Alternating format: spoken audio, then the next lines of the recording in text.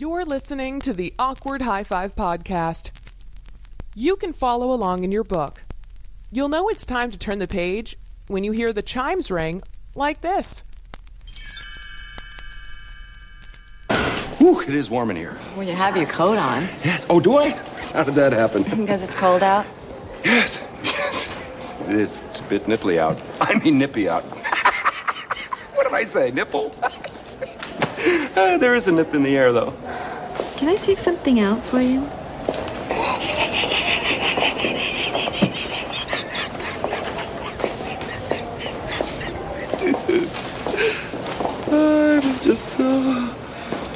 I was just looking at something for my wife. God rest her soul. Oh, God, I'm so sorry. Oh, no. She's not dead. Yeah, we're just divorced. She's history.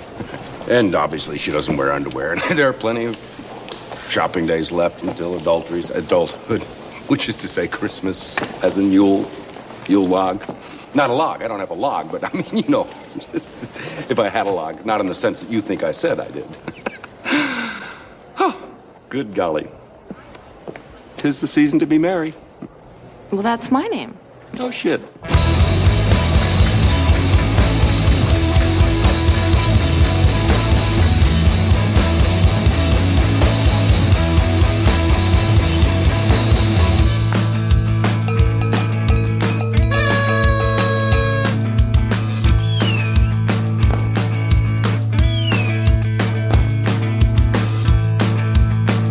Still happening?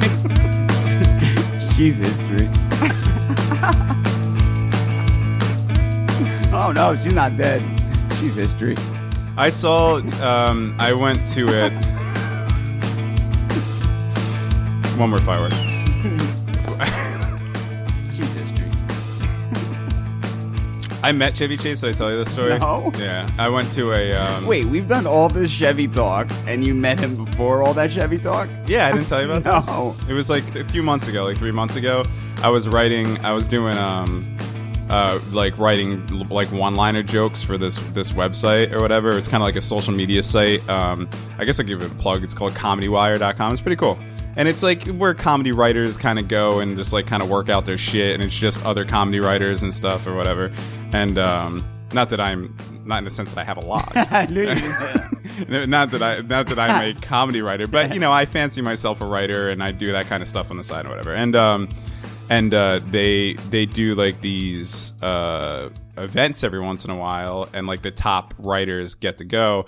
And they had a thing in the city where they chose, I think it was like 50 people. I was luckily one of the people that they chose because I was like at the top of their ranker as far as jokes go or whatever at the time. That's awesome. And we went to this improv place, and it was Chevy Chase, Gilbert Gottfried, Tom Leopold, who's like a writer for Cheers and Seinfeld and stuff. Okay. Jackie the Joke Man Martling, and Paul Schaefer.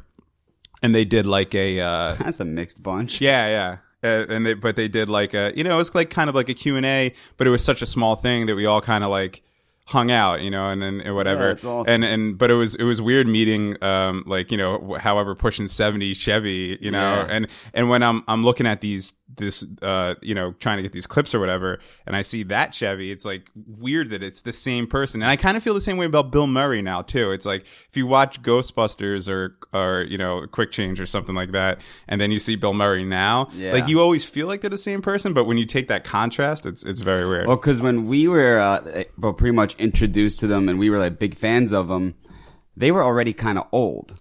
And then we would watch the older movies from them and they looked super young. And now they're just really old and it just looks so weird to us. Well, let me tell you something, my friend. If you were Bill Murray right now, at your age, you'd be wearing a Ghostbuster uniform. Right. He was 35 years old I when he know. made that Let's not movie. get into this. This is where we get depressed. Welcome to the Awkward Hi-5 podcast. My name is Devin. Rich. And thank you for being with us on this holiday week. We were just talking before the show. I think what we're going to do is we're going to do this show, and then we're not going to do the Friday show because it's Christmas. And although we are devoted to bringing you the best programming in the world, it just doesn't really make much sense. We're playing with the idea of maybe making up a show on Saturday, but I'm not going to promise that that's there. So if you're an avid listener of the Awkward Hi-5 podcast and a show doesn't pop up around Saturday, don't worry. Richie isn't in jail. I'm not in a ditch someplace. We're just taking that weekend off to be with our friends and family for the holidays. And then what we're going to do is next Tuesday, a week from today, or maybe a little bit closer whenever you're listening to this, we're going to do our Awkward High Five year in review show, which will be right there, available Tuesday night, Wednesday morning, whatever, right for the New Year's, and we're going to go that way. Yeah, we'll save the weekend and we'll make Tuesday bombastic for everybody. Mr. Boombastic. I would like to say real quick. Well, actually, I wanted to say at the top of the show instead of at the end when I normally do is just if you listen to the show and you haven't left a review on iTunes yet, please go on iTunes and just write a review. We're having the 100 review party sooner or later. Right now we're sitting around 30 reviews, something like that still. So we got a ways to go. I think we should clarify for people that don't have iTunes. If they go to subscribe to iTunes and they throw that give credit card information at you, not to sweat it because you don't get charged anything. That's just to sign up for iTunes. And don't worry, there's no charge for anything. It's basically creating an Apple ID is what it is, right? But So I know people that have seen that give credit card information and shit themselves and shut the computer off. the government is watching. Seriously. No, I mean, Apple asks for your credit card, as do most things nowadays. Yeah. But what that is if you ever do want to make a purchase on Apple, it's already on file. And then what happens is you're like, oh shit, that new Adele dropped. And then you go to get it. And then they say, can we charge your credit card? And you say yes, or you say no, or you don't ever buy anything there. Especially not the Awkward High Five podcast, because that's free as shit and always will be free as shit. We'll give you money. Really? Okay. That's RTG saying that, not me. Yeah. So whatever, if you have a Apple ID or you feel generous enough to make an Apple ID just to leave us a review or whatever it may be, we'd appreciate it. But as soon as we get to 100, we are going to throw this party. Richie is going to drink a live goldfish and it will stay live. Right. And also, if you can, go on and follow us on Twitter at awkward HI the number 5. That's any tweets happening in the internet sphere? There's some tweets. Like I think I said last episode or the episode before. Brian from Nephew's Skate Shop and those people, they're always tweeting and shit. Our friend Mike, who lives in Florida, he's always tweeting stuff. I got some pictures. Mike, who lives here, is there's people tweeting, but. It's the only reason I push the Twitter so much, and like I said, we do fine on Facebook. We're getting new likes every day on Facebook. People are messaging. We are. Yeah. Oh, okay. People are messages on Facebook, and Facebook is grand. But the thing with Twitter is the way that's set up is you could actually have a dialogue with people like in real time, basically. You know what I'm saying? It's almost like America Online Instant Messenger. Was that what that was called? Wow, I'm surprised that you know that. Oh, that hurt my head to say that. America Online. That's struggling. You still have one of those free 30-hour CDs. When I turn my computer on, it's like the lightning and the key. Everybody remembers the guy running.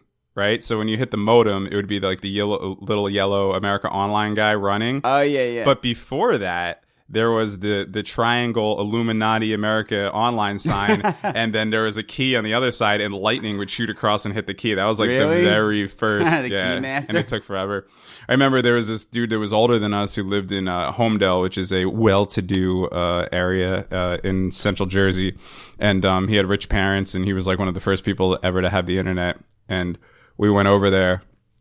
What the fuck is the internet? We went over there, and he promised the prospect of seeing a nude woman on the internet. So we were like all in, and this shit took, not only did it take like a half hour to connect to the internet, then when he finally went to go choose the picture, it was like one of those things where it was like bleep, bleep, like going down, so you would see like her forehead, then the top of her ear, and then her chin, and then as soon it was getting down to the titties, like you see the cleavage, and it was like froze. that was actually more exciting than what it is now, where you could just type in anything and everything's in your face right there. It was actually gave some. How the fuck did we get on this? That's almost like when no one had cell phones, and like there'd be one rich dude with rich parents that had the Zach Morris phone, and you're like, oh dude, let me use that, and it was like $500 a call. Yeah, right. And you would call someone just to be like, I'm calling you from a cellular phone. You'll never guess where I'm calling you from right now. My car. And that's it. See you later. Yeah, and someone put a picture the other day on one of these like a meme about beepers. And we all remember beepers if you're at a certain age, and that was a weird little caveat of time that we all kind of freaked out and acted like we're like little mini drug dealers. But the thing that had me fucking rolling laughing was they had the beeper, but then they had the beeper chain. Do you remember that? I do. So I never had one. But I never had one either. But you know what? Like that's gonna stop someone from jacking it. I think the people who wore the beeper and the beeper chain are now the same people who wear the cell phone in the case around their belt. Yep. Yeah. If you're not an electrician or some sort of project manager on a construction site or something like that, and you rock that on the belt like that, it's so weird. And it's worse when they have those giant phones too, and it's all hooked up on the side. Yeah, right. Or they have like 2 or 3 of them. Oh my god. And then they wear and then a random case, like they're a cop, like they have like a knife in it or some shit, just to have a bunch of cases. And they're really skinny, and they have a white Hanes t-shirt tucked into their jeans. And you know what I think every time I see that? War vet. And those shoes that look like rice. They're made out of rice. I'm not familiar with that. These slip-on shoes. They look like they're made out of rice patties. Oh, shit. I don't even know. Anyway, if you follow us on Twitter, this is the point, is that we can start a conversation. Like today, we were talking about things we want to talk about, and you had brought up shitty Christmas gifts. Yeah. That you Christmas gifts that you really wanted, and then you got a shitty gift instead, right? Yeah. And we were saying that's a really good topic to talk about. However, then we would just say 2, and then we'd high five each other and move on.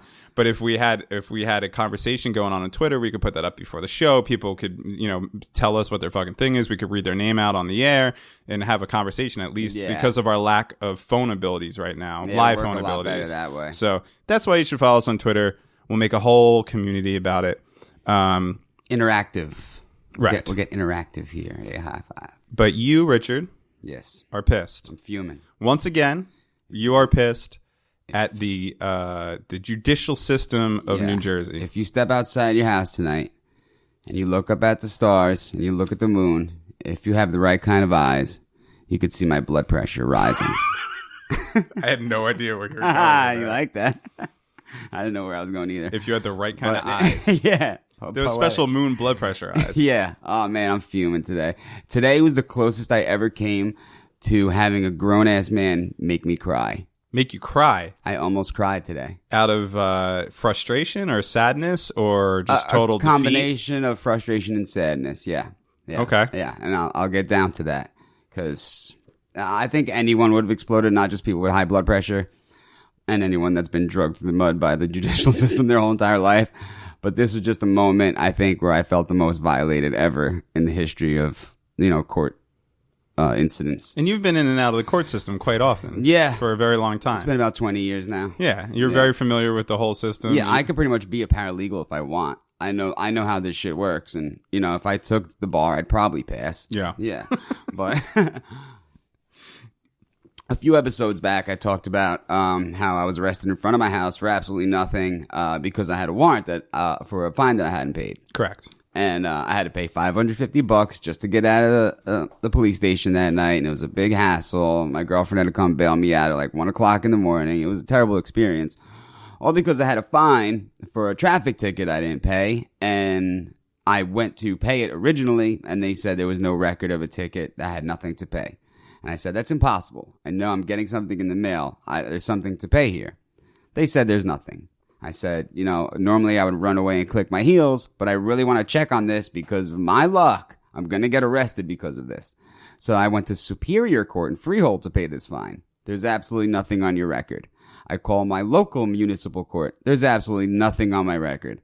So at that point, I said, you know what? Things do get lost in the shuffle. Maybe I'm lucky enough to where my shit either got lost or there was a computer glitch, and maybe for once in my life, I'm having good luck. But of course not. Of course, something happens. All right, slow down. And I get calm arrested. down. I see. I have those special eyes. I'm not looking into the sky, but I can see in your face that your blood pressure is going through the roof. And although it would be comedy gold, I don't want you to stroke out on our podcast. Just not yet, at least. Let's wait until at least episode 100 before you have a stroke on this podcast. All right.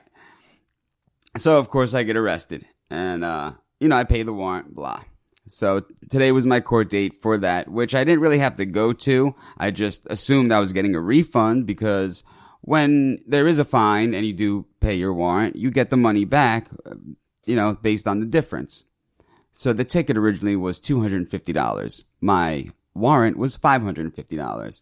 So I'm thinking I'm going to court today to get a check for $300, which I am planning on using to buy Christmas gifts for loved ones, and everything would be great. Right. I'd feel a lot better that I could buy gifts this year, and a lot of anxiety will be washed away. So I go to court, I step up to the stand, and the judge says, well, there was already a $100 sanction, which is a word that I learned today besides my, knowledge of the judicial system. I just learned the word sanction, which those of you who don't know means we're just going to take more money from you. So that's what sanction means. But what is it technically? Is it some sort of tax or? I get it's a tax or it's something equivalent to like extra fees on your cell phone bill or something. It's just bullshit that they make up in order to take more money. To take more money. Okay. So he says there was already a $100 sanction, and I'm going to add another $100 sanction. Why is that? I guess because of how long this has been in the works, which is not my fault. Again, I'm sure he's heard that a lot, but I told the judge this. Of course, he didn't believe me. I'm sure people say that all the time. And that's where frustration number one kicks in, because as you all know, when you're telling the truth and someone doesn't believe you, that could be the worst feeling on this planet. Dude, let me, I'm I know you hate that. Dude, but let me just tell you, and I'll talk about it after you're done. Just speaking exactly on that, a friend of mine turned me on to a show on Netflix that I just watched for 9 hours straight last night. Mm-hmm. Continue, I'll talk about it. But it's just that exact thing, and you even just saying that is making me mad right now. Oh my God. So you can feel my blood pressure at this point. Right. So he doesn't believe me. So he adds that another $100 sanction. So at this point, in my mind, the fine is up to $450. So I say, this is terrible, but at least I get $100 back. So it's over, blah, blah, blah. I go up to the window. I'm waiting to get my check. The lovely lady, who has amazing tits, hands me my check for $1. $1? $1. Why even bother? What was the point? There was no point. I thought I was going to get a check back for some money. She gives me a check for $1. So I explained it to her. She said, go back in the courtroom when you get a second, get the judge's attention, and explain him the deal, how, he sanctioned you twice, or he sanctioned you actually 3 times and said there should only be 2. So I waited. I was very polite. I was even getting texts from my girlfriend saying, keep your cool. Don't, shoot your mouth off to this guy. If you keep your cool, you'll get what you want. Just, don't flip out on him. So I was very polite. Which is, if you're not a avid listener of this podcast, it is something that you have a hard time normally doing with police and authority figures. Yes. Okay. Yes. So only, not all, only if they abuse their authority. If you abuse your authority and you take advantage of me and treat me like a second-class citizen, I will not stand for that, because no one should have to. Nobody should have to. Mm-hmm. Not just me. Nobody in this world should have to feel like that. Unless you're a piece of shit. But I wasn't doing anything wrong. Right. And I did it in the first place, which they wouldn't believe, but whatever. So I was very polite. Went back up to the stand. So, not to interrupt here, but can I ask you, when you explain to these people that you did indeed try to go pay that fine twice in 2 different places, it might as well have been a lie. They didn't. They just automatically didn't believe you. They might as well have been deaf while I was saying that part, They just don't and then turn their ears back on when I was done. Right. It doesn't matter what I'm saying. It's a process. They're gonna give me whatever, and there's no emotions in the courtroom. No, I get that. But even if I swore on the Bible, I don't think it would have made a difference. Even though it was the honest to God truth, right. It didn't matter. I mean, and I could kind of see where I'm just trying to play devil's advocate, but I can kind of see where they would come from with that, because if your job is dealing with dirtbags all the time, you're going to end up assuming that everybody's just a dirtbag. Right. I get that a little bit, I guess. Well, also at the same time, doesn't mean that you should treat other people badly ever, but me explaining that to the judge, I wasn't looking for him to drop my ticket or dismiss it completely. I just wanted him to know that I did attempt to come and pay this, and I wasn't just ignoring my fines. I just wanted him to know that, hey, you got some incompetence going on here in your office, Yeah. But anyways, and I wasn't rude about that in the first place. I was just explaining it. That's all. So I, went back up to talk to him, and I explained the situation, and I told him, how I was sanctioned, the extra money. And he said, yeah, you were sanctioned once, and then I sanctioned you twice just now. That's $200. And I said, yeah, $200. From a $250 ticket, that's $450. My bill was $550. I should get $100 back. He says, no, the original ticket was $350. And I know for a fact that it was $250. And I told him this, and he did not want to hear it. The reason why he's thinking it was $350 was from the original $100 sanction that was added. So he added the $200 in sanctions, thinking that 100 wasn't already added on. So really, he added on $300 to a $250 ticket. And then he didn't want to hear that he made a mistake. He just didn't make a fucking mistake. No. That is it's why. Like, Merry Christmas, motherfucker. That is why people hate fucking police officers. And I'm sorry. I'm not going to sit here and say that I hate cops, like I'm, or whatever. I understand that they do a lot for our community and everything like that. Right. Even I understand that. But this, what you're saying right now is the reason why the people fucking get frustrated and lash out at them and hate them. Because that whole, like, I'm not going to listen to your shit, right. Like thing, that is enough to make, I consider myself a pacifist. You telling me this story right now is making me mad. Well, it might be in conjunction with what I watched last night because I'm still pissed from that. But yeah, it's fucking making me mad. That is, you can't be a police officer and act like that and then be like, why does everybody hate cops? Well, that's the reason why everybody hates cops, dude, because you make yourself very fucking hateable, Especially when the other person isn't being irrational. I totally understand if somebody's lashing out or trying to lie or whatever that may be, criminal activities that may be. But if you're walking in there as a reasonable human being saying, look, I'm here to pay my shit. I did something wrong. I'm here to pay my shit. I just want things to be equal and fair, and it's never equal and fair. Right. Especially when it comes to money. And that is another problem and not to interrupt, but another problem is at some point in our culture, police went from protecting the community to being money generators for their municipalities. Oh, yeah. And as soon as that happened, that's when all this shit happened. Yeah, the more you arrest, the more money you get. Right, but that's the only purpose. If you think for a second that these DWI stops are to stop people from driving drunk or to make people safe, that has nothing to do with it. All it is so that they could pull in as much money as possible for the county and all that stuff. And I mean, it's same thing with, all that stuff. So, okay, go ahead. Well, now I'm pissed. It just it just ends with me. I could have said something to him. I could have been very rude at that point. I wanted to be. But I just turned around and walked away because I knew there was nothing I could do.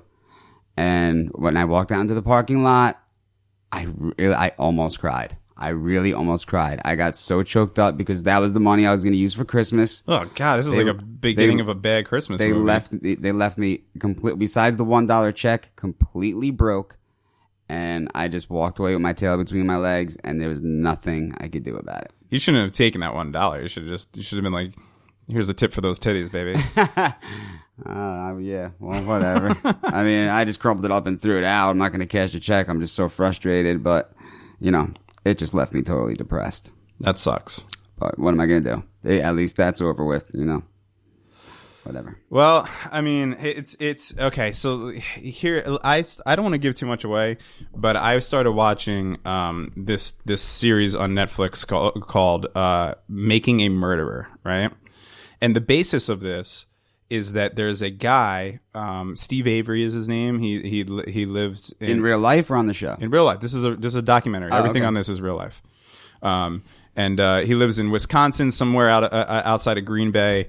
And he's an asshole, like so basically he comes from like the family of like, every community has that one family where you're like, stay away from them, they're a bunch of maniacs or and like all that shit. O'Doyles. Yeah, right. Yeah, right. And I couldn't be better described. Yeah, fuck O'Doyles. Well, no, I was gonna say some actual real names, and I was like, probably shouldn't. Let's go with the O'Doyles because they're probably still around, and they'll probably come kill me. But yeah, right. The O'Doyles rule. Yeah. And so this guy gets arrested for murder No, I'm sorry, not murder. For the attack and the rape of a woman, a jogger or something that happens on the beach, and the cops basically go out of their way to just pin this on this guy without real evidence. As a matter of fact, there's a lot of evidence to the contrary. And he goes away. He gets sent away. He gets locked up for 18 years. Right. Well, he didn't have a trial. He had a trial. He got sentenced. And what happened to all this evidence? There's no reasonable doubt here. They just said they had enough evidence to prove him, and they sent him away. Wow. But dude, this is not even. This is the first episode. This guy goes to jail for fucking 18 years. So now he was young. He was like in his I think he might even been 19 or something like that. So now he's in his mid 30s or whatever. And people kept trying to fight the case because they knew that he was innocent. And then finally they were able to, with new DNA technology, find out that no, listen. Oh, no. Find out that he was innocent and he got out, right? So he gets out. It's a big to-do. It's all over the news. This was like a big story that people are following for a long time. And then slowly but surely it comes out, all these things that the cops had known. As a matter of fact, somebody had even called in and said, I have a guy in custody who says that he committed a crime that you have somebody in your town doing life for, or doing a life sentence for, and they had to know that it was him, and all this stuff, all this crazy shit. I don't want to give too much away. The old Elmo Blatch scenario. So he, I don't know Elmo Blatch. Oh, it's from Shawshank. Oh yeah, okay. And so this dude, he fucking he's out. And he gets involved with these lawyers who are, really want to go after the cops. So they put together a lawsuit, like an unlawful, whatever it's called, lawsuit, basically saying that, you took this many years from my life, so you're going to owe me all this money. Now, the cops in this little town are pissed off that he's making them look bad because now they're all over the news, for being corrupt and everything. And they also are facing the fact that they might have to hand over this enormous amount of money that this poor community outside of Green Bay, Wisconsin. I mean, these people are everybody involved from the top to the bottom. They're all backwoods hicks, they're all hillbillies. Yeah. They're living in trailer parks and, all that stuff. Mm-hmm. And so there's not a lot of money going around. And so what ends up happening is, like, a year or two later, a woman who works for Auto Trader magazine, right? She's out taking pictures of cars in the neighborhood. One of the cars that she's actually taking a picture of is at this guy Steve Avery's house. She goes missing, right? And then all of a sudden there's this whole, she goes missing. Everyone's looking for her. They pin this guy again with murder. Oh my God. But this is what I'm not going to tell you anymore if anybody wants to go watch this, because this is a 10 episode thing that they do, right? The cops, from the top to the bottom, including the fucking FBI, are all crooked on this shit. They all conspire to fucking pin this guy on this murder, which if you look at the evidence, there's no possible way that he fucking did this shit. Oh my God. And on the worst part about it is he's got this little retarded nephew, this kid who's like 17 years old, but he's like a complete fucking like doesn't know what the fuck's going on. They coerced this kid to make up a story about how he went over to this guy's house. He had her tied up on the bed. He made her slit her throat and like rape her and then burn her in the backyard. All this shit that did not happen. How old is this kid? The kid's like 17. So, my God. Dude, I'm telling you, you're going to watch this fucking thing and you're going to lose your mind. I can't. My health will not permit it. Yeah, that's why your story today has hit me so hard, because my friend told me to watch this. I started watching it at about 7 o'clock last night. I stayed up until 4 a.m. watching this shit because I couldn't stop watching it, because I was so fucking infuriated that I wanted to get into a car, drive to Wisconsin, and just start punching whoever I saw. Scumbags. Whether it was a cop or not. Hillbilly scumbags. And but what it goes to show is, and I don't want to give away like all the things, like you should definitely, if you're into the true crime kind of thing, if you watch that show The Jinx on HBO and you liked it or anything like that, you're going to love this show. And I know a lot of you ladies are into investigation discovery. Sure. You're planning how to kill your boyfriends. But yeah, if you go and fucking watch this thing, man, it just goes to show that if the system, right, wants to make you a criminal, whether you are or not, you have no fucking chance against it. You have no chance. The only chance that you might even have is if you had a bunch of money. Then maybe you could buy your way out of things. But like we all walk around thinking that we're free, and we walk around thinking that as long as we don't do anything bad, as long as we stay good people, then good things are going to happen to us. That shit could turn on you on a dime. All you have to do is either be in some some judge or some higher up politician or some higher up cop's bad graces. And if they're so inclined, if they're bad people and they're so inclined, they could ruin your fucking life. Yeah. And the other thing that proved that. Can I just say something? Yes. No. Go ahead. Jump in anytime. I had a cop harass me once because he was in love with an ex-girlfriend of mine. So this cop tried everything he could to treat me like shit and bust me for anything he could. I think you told this story. Because he hated my guts. Yeah. Right. And he just hated me with such a passion because he didn't get the chance to fuck an ex-girlfriend of mine. She turned him down. That he treated me like the biggest pile of shit and wanted to arrest me for anything. Right. Anything. Yeah. The abuse of power is, it's a human trait. It's something that maybe isn't even avoided. I've seen it in the smallest scenarios. Like I worked in retail for a very long time, right? And I was like a manager. I was like semi high up and shit. But ultimately I worked at a fucking music store, right? Like I used to say to people in my job that were getting frustrated and mad or whatever, which most people were getting frustrated and mad all the time there because it was definitely a weird situation a lot of times. But I used to always say to them, listen, take a deep breath and know that anything that happens in these doors doesn't mean anything in real life. You're selling guitars. Who gives a shit? Yeah. You're not curing cancer. You're not doing anything else. Nothing matters. Yeah. The worst possible thing that could happen is little Timmy doesn't get his fucking guitar today and he'll get it tomorrow. Yeah. It's not a big deal. But people, how people go. And so to that means I would see dudes come in there and then what would happen was they would become like an assistant manager, right? They would like give them keys. So now they have like keys to the store and they could like kind of tell a couple people what to do or something. Yeah. And they would become the biggest fucking assholes. Yeah. And it was like, you were the fucking assistant manager of a shitty retail store. Why the fuck do you think you have any power? As soon as anybody, and I'm not going to say everybody, it's certain type of people. As soon as they get the littlest modicum of power, it just switches on, man. And it's like almost like something that they've been looking for their whole lives. And unfortunately, a lot of those people that desire that and want that are the people that become killers. Or killers, or in powerful positions like policemen, or stuff like that. Because there's an underlying motivator there. I don't get it. There's things like that. Not that I want to be that, but I would just like to know how that way of thinking goes, just for 5 minutes, just so I could see how that feels. Not because I would enjoy it. I just want to know how that thought pattern works. Why would you want that? To what? Feel superior over anybody? Yeah. I don't get it. How does either. that make you feel better? Does it feel like a blowjob? Well, it's yeah, right. Well, no, what it is it's insecurity.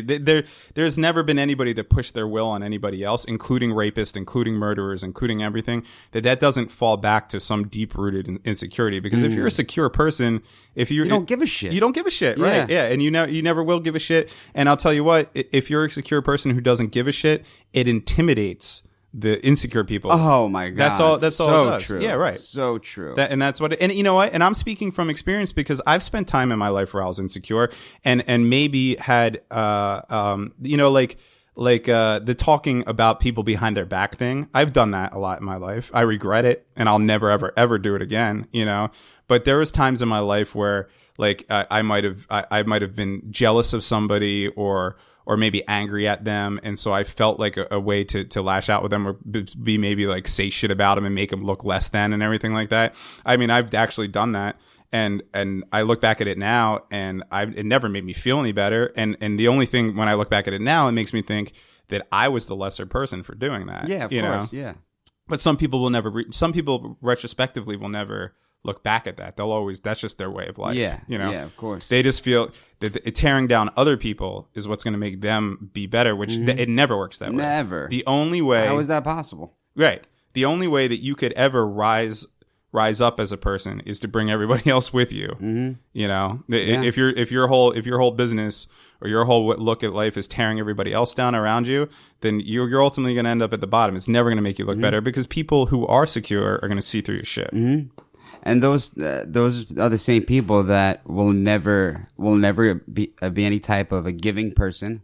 They'll never give. They'll never know what it feels like, that satisfaction of being able to give to somebody that many people get in this world, you know. Yeah, well, they'll never know what that feels like. Well, most people, and we're not psychologists, but most people that I know that are that way, that are kind of egomaniacs or trying to be controlling over other people or other, are the same type of people who feel like they need to hoard their money. Yep. And all that, because there's never enough, or they need to whatever, build a fortress and stay inside and get all the shit that they can and all that. And none of that is a healthy way to live. It's just not,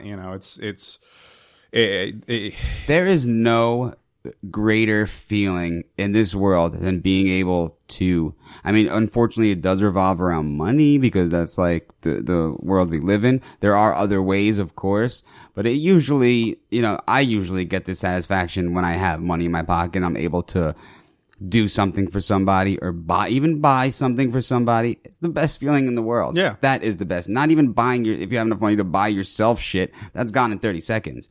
But if you're able to do something for somebody or buy something for somebody, that just brings a joy to you that lights you up more than anything else can. Yeah, right. That's life right there. That is, people are always looking for a meaning in the secret of life. I truly believe that the secret of life, if you have to boil it down to one thing, is just be good to other people. Mm-hmm. If we're all just good to each other, none of this would happen. If there wasn't these power struggles or anything like that, we'd all be living better lives because we'd all be propping each other up. There wouldn't be these evil corporations trying to squash all the little people so they could hoard all the money, which isn't going to do shit for them anyway when they finally get fucking prostate cancer. Who gives a fuck, Yep. But unfortunately, that's just not human nature. Yeah. People don't understand that making a living is one thing and making a life is everything. Right. Well, there's people that have just been, and it might not be their faults. It might be their lineage, their family line and stuff. Yeah. And they were just brought up their whole life told that they're better than everybody else and they need to continue to be better than everybody else. They think that their name means something and all that shit. And, it's something that we've been dealing with since the beginning of time, since kings and queens and all of that, and it just goes on and on.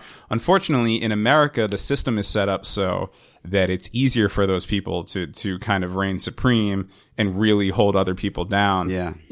And sucks. And it's a hard argument because there's a lot of people out there that I respect their opinion that I know are listening to me right now going like, that's bullshit. It's it's America. You should be able to make as much money as you want. And so what if somebody else doesn't make as much money and stuff?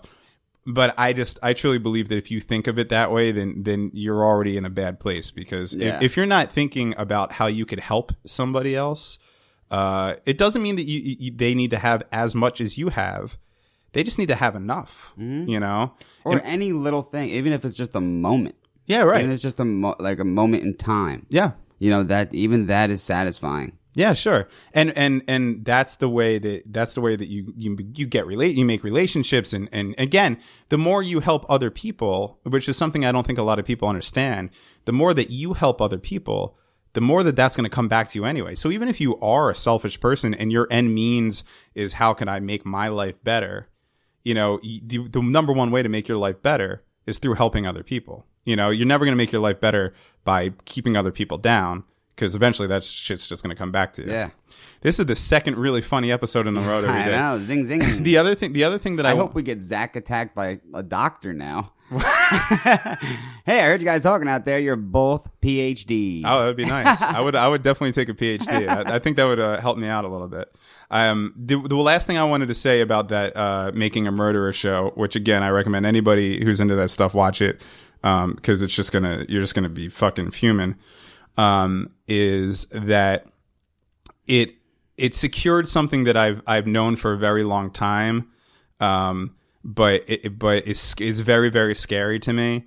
Is that our judicial system and the way that it's set up is flawed in the fact that if you're on trial for something, most of those people in the jury already just think you did it whether you did it or not. Yeah. Whether, this whole innocent until proven guilty. So backwards. It's almost like the prosecution always has a leg up because you just sitting in that seat, at least half the people, if not more, if not the majority of the jurors of those 12 people in those seats, already, I don't know why, through stupidity or just being told to trust cops and authorities figures their whole life or whatever, they just think that if you're there, then you must have done it. Because why wouldn't you be there if you didn't do it? Well, the trial process states its own contradiction by saying innocent until proven guilty, but when you're on trial, you have to create reasonable doubt, which is saying you're already guilty, but prove to us that you're not. Right. So why even say that? You look like an idiot by saying that. It's crazy. Create reasonable doubt why you're,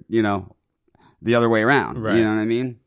And the other thing is that if you're another thing that scares me about the judicial system in America is that if you're a middle class, let's say anything but wealthy, so if you're just like a standard middle class guy, making regular money and stuff like that, or God forbid you're a poor person or something like that, whether you get convicted or not, just the process alone, if it's a big enough crime, is enough to ruin you anyway. Yeah. So it's like, it's the second that you get convicted, or I'm sorry, not convicted, accused of anything or arrested under suspicion of anything, and it's a big enough thing, like let's say murder or rape. You're paying $250,000 for a lawyer. Right. It's at least minimum 100 G's. Yeah. And people, and unfortunately, and I'm not saying this happens all the time, but again, it goes back to the money thing. A lot of these detectives and police officers and municipalities and all these things, they have, they're doing jobs. And now what they're doing are result-driven jobs, just like you would have in sales or something like that. So when they have a bunch of open cases that they haven't solved, it helps them a lot to be able to push something along, whether that person is guilty or not, just to get somebody in the fucking jail and say we got our guy, and we close this case, And the one defense lawyer, you'll end up really loving this guy's defense lawyers, and really, really hating the prosecutors. And actually, something really bad happens to the prosecutor at the end, which is like the best redeeming thing of this whole show.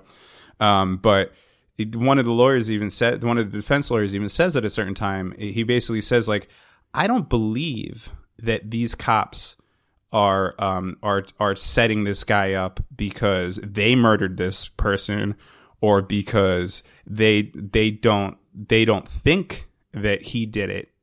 But I think that they're doing it because they just really want him in. They just want him as the person in this, Yeah. So they're going to any means. In their minds, he did it. That's the least amount of work they have to do. Exactly, right. That's like, you ever see the movie The Departed? Yes, one of my least favorite Scorsese films. There's a very small scene where Alec Baldwin's talking to Matt Damon at the police station. Uh-huh. It's when Jack Nicholson sets up another guy to look like he committed a murder that he committed. Okay. All right. So they set it up, and it's a little confusing to the cops, but they apparently got their man. He was framed. And Alec Baldwin's talking to Matt Damon, and he's asking him about the case, and Matt Damon said, "Well, this guy did it." And Alec Baldwin says, "Well, K Bono, who benefits?" And Matt Damon goes, "K, who gives a shit? It's a fucking result." Right. And Alec Baldwin goes, "You are a cop, my son. They just want a fucking result. They don't arrest whoever. It's a fucking result." And it sucks because I'm sure there are people out there that are police officers because they actually want to do better for the community. I'm sure that exists. We're not insulting everybody. But when on a daily basis, every time you look at the fucking news, you're seeing another person that's fucking over another person. Yeah, talk to your boys. It's always a person with a badge. It's hard. It's getting harder and harder to deal with as a regular citizen. We are becoming a totalitarian society. And look, I'm a white dude, well, relatively white guy, white privilege, and I'm a middle class white guy in my 30s, relatively white. And so I'm not personally feeling the brunt. Like you feel the brunt of the law more than I do. Yeah. I can't tell you the last time. That's because I'm Italian. Yeah, right. That's why. Because I'm in the mafia. But yeah, it's been a long time since I've ever had any heat on me from any sort of law enforcement. But still, I can still sit there and be and be angered by this stuff. I don't know. This show. It's terrible. This show just blew me through the fucking roof. I woke up this morning with my fist clenched. I'm still angry. You told that story. Now I'm even more angry. And I don't like being angry. I meditated twice a day and I'm still fucking angry. I want to go to this backwoods fucking town in fucking, in Wisconsin. And I don't know. I don't know what to do. Just take a short drive over to Freehold, bro. I'll save you the trip. You could kill someone there if you want.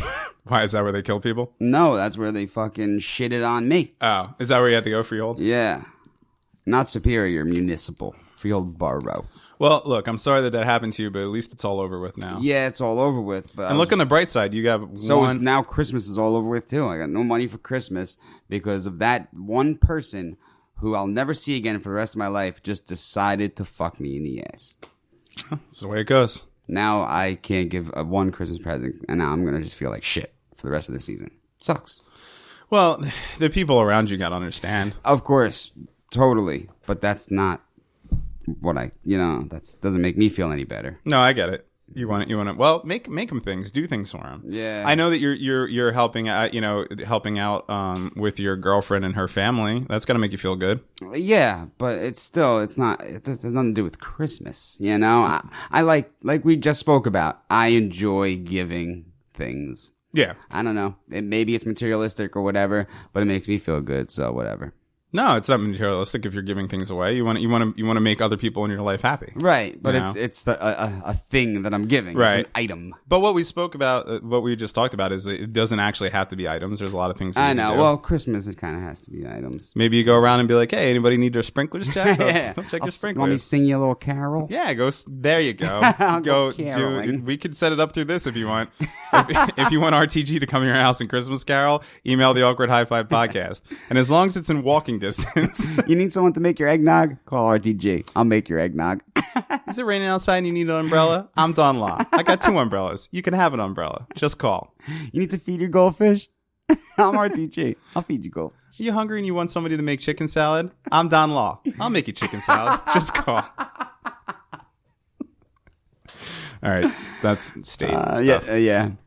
So, yeah, I don't know. Now you got me all pissed off. I can't even focus back on anything because I'm still just pissed off about this show. So, man, it's shitty. It's almost like you have to lock yourself indoors and just be afraid of the cops now. So, well, see that's the whole thing though. You shouldn't have to do that, but more and more, it seems like you almost do. You know, like there was a certain point in time when you would or at least it was sold that way when we were younger. That if you saw a cop on the street, that was the person to go to. Yeah. Now when you see a cop on the street, it's the person to run away from. Yeah. Remember when you were little and if you saw a cop, you can wave to him hello. Now I feel like if you wave to him hello, he'll stop his car and come out and be like, "Are you high?" Right, yeah. Why are you waving to me? Were you threatening me? I remember when I was a child, I was walking home. I don't know where I was walking home from. I might have been walking home from school. I was probably under 10 or something like that. And I was walking down the street to get to my parents' house. And I guess there was some sort of thing going on in the house. And there was cops everywhere. And there was a few cops in front of the house, and then there was a cop kind of down the street. Now, at this point, innocent little Dev has been told his whole life that cops are good and stuff. So I was very curious on what was going on. So I remember I walked over to the cop and I kind of just said, "Hey, what's going on?" And he was like, "Get the fuck out of here, kid." Holy shit! How old are you? I was like 8. Oh my God. He might not have cursed, but I think he didn't answer my question or be nice to me. He was just like, "Get out of here." And I remember being like, "Wait, what the fuck? You're supposed to be not you're a cop. You're supposed to be you're working for us. You're supposed to be nice to us." HPD. I mean, yeah. I mean, 1988. I have a few guesses who that was. I have no idea who it was. I got a couple guesses. I have no idea. But yeah, and I remember that being a changing thing in my life and being like, "Oh shit, I guess cops are dicks." Mm-hmm. Because before that, the only time you ever met a cop was if they showed up at school to be like, "McGruff the safety dog" or something like that. Dare. And then you get a little bit older in your teens and you realize that, especially us, the way that we looked and playing shows and all that shit, it would then you become target number 1 for these guys everywhere you go. My entire respect for cops and my fear for cops all started when I was 15 and I had a gun pulled on me for being in an abandoned house. I mean, you're 15 years old. That's what kids do. There's a boarded up house in your neighborhood. You're going to go in it. Fix the house or something. Because I'm in it, you're going to pull your gun out and tell me you're going to shoot me? The words of this officer was, I'll shoot you. Now, if I recall this correctly, you were running away from him while he did this, right? Yeah. Yeah, okay. Well, I was smoking pot. Yeah. But that's no reason to pull out a gun. No, of course not. Aim it at a 15-year-old kid and tell him you're going to... He got down on one knee and put me in his scope. And told me he was going to shoot me if I didn't stop running. Wow. Come on. Yeah. Well, that's what I'm saying. It's hard. It is hard to fucking then, when you're 15, you have an experience like that, to then grow up having any respect for the police, you know? When you're right, if the two dopey kids, I know the people you were with, like fucking were in this abandoned house smoking a blunt on Easter, and fucking the cop catches you.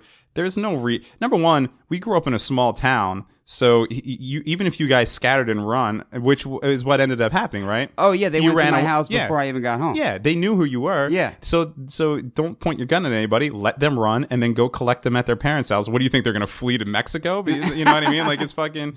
We're talking about children here, right? Said freeze or I'll shoot you. My reply was, no, you won't. As I kept running. But it was great because I had to trench through the mud because I cut through a creek, and I was in regular clothes, and I get back to my house and my mom was like, hey, what were you doing? And I was all covered in mud. I was like, oh, we were just playing some football. And my mom knows damn well I wasn't playing no football. And she's like, no, you weren't. You were smoking pot in this abandoned house around the block. And I was like, holy shit, how did she know this? It's been 15 minutes. And it was great because like we just started smoking. And as I was running from the cops, the weed started to kick in, and because I'm running through these backyards, all these dogs start barking. I was like, "They got the fucking dogs out already." That's gotta be a little weird. You're just getting into that twilight when you're like high thing, and then a cop has a gun in your face, oh, man. or at your back at least. Such a bummer. I spent very few moments running from cops as a kid. I remember a few.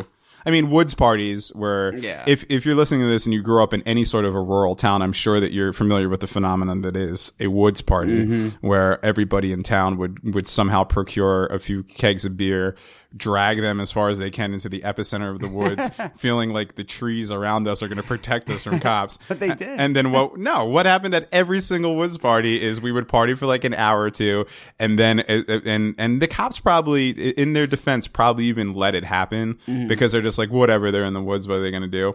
But it was always like clockwork, like 10:30, 11 o'clock at night, because that was after noise curfew. That finally some lady who was trying to watch fucking Unsolved Mysteries and fucking finger herself was like, these kids are getting weird in the back. And then like clockwork, the cops would swarm in, and then we would all scatter like cockroaches and run through the woods. And it would be dark, and you might be on some substances, and you'd be running into trees because they look like shadows and shit. So I've done that a couple times. And then there was the one incident. Do you remember at Sycamore when we all ran? The funniest fucking shit ever. Oh, my shoes are untied, yo. My Take your Walkman, yeah. And me and Richard were hanging out with some unsurly youths, I guess if you call it. And they were rolling a marijuana cigar on the corner, and the cops rolled in like 187'd us. Oh, and it was great because one of the people we were with said, "What if a cop rolled up right now?" And he was like, and then we booked, and everybody ran in different directions. And we hadn't even done anything illegal besides, I guess, holding some marijuana. And there was one person with us who was running and had his shoes untied, and was yelling at somebody else going, yo, my shoes untied, yo. Yo, my shoes untied, yo. That shit was so funny. Are you ready to have your mind blown? I'm always ready to have my mind blown. And other parts of my body as well. Both of those gentlemen, college professors, the one who you would think, hell no, graduated, or I think he graduated from Yale, and now he's a college professor at Yale. Are you talking about the same person who was surprised by the end of a Berenstein Bears book in my parents' backyard? Absolutely. I'm sorry. Yes. I'm not giving him enough credit. He wasn't surprised. He knew it was going to happen. He was happy that he knew the conclusion of it. Yes. Yeah. That gentleman has graduated, has and now a PhD, and is a college professor. Good for him, man. That's fucking awesome. It's amazing. Yeah, it's great. It's amazing. So, kids, it doesn't matter if you do acid. or a shit ton of acid. We weren't reading a Berenstein's Bear book when we were children. He was 19 years old, or maybe older, because he was much older than us. Yeah. Oh, right. So we were like 14. If we were like 14, 15, he was probably like 19. Yeah. And he was in my backyard, because everyone used to hang out at my parents' house, and there was an old school Berenstein Bear book, and he read the whole thing. And I remember looking at this dude being like, why is this old man in my backyard reading a book? And then he finally got to the last part, closed the book, looked at me and went, I knew that was going to happen. And was so happy that he knew, like he just figured out the fucking Sixth Sense. I forgot all about that. Holy shit. Oh man, that's hilarious. Yeah. Amazing how well, good. Maybe there's hope for us then. Right. Maybe we'll become right. But let me tell you, when what a piece of shit I felt like when I saw that. Where did you find that out? Through the Facebook? Yeah. Wow. The book. Well, let me say something about those dudes. Is they were always cool dudes. Yeah, and they were always intelligent. Yeah. Always intelligent. Yeah. They just, the one drugs. the one dude the one dude used to call me Shakespeare because me and him would talk about books all the time. He'd always be like, yo, what's up, Shakespeare? He's a lit teacher. Yeah. I think at a high school. Yeah. And the other one's a history professor. Oh, that's cool. Good for them, man. Yeah. Which they always spoke about. No, they, the one would always talk literature and the other would always talk history, and yeah, it just so happens. Yeah, I remember talking about Jack Kerouac with that dude. And we were, and I was like, oh, this is cool. This fucking dude's cool. So. Yeah. I miss your taste and your see-through clothes. Well, the way you smell and got to vent a little bit. Yeah, I'm sorry that yet again the court system has failed one RTG. Yeah. One day you're gonna have a victory when it comes to the courts. Man. I'm trying to get out of this mud hole that they stomped in your ass. Seriously. Thank you for listening to the Awkward Hi-Fi podcast. We may or may not have one more show before our year in review Hi-Fi. We'll surprise you, like the Berenstain Bears.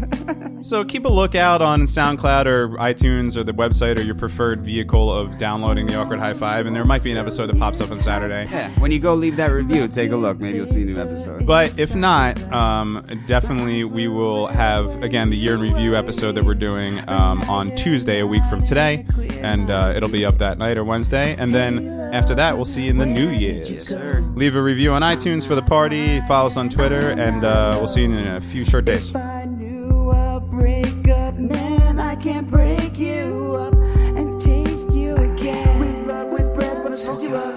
Even though my chest hurts, smoke you up. Get more pain, less, wanna smoke you up. Inhale my best, and I'm out of love. With love, with breath, wanna smoke you up. Even though my chest hurts, smoke you up. Get more pain, less, wanna smoke you up. Inhale my best.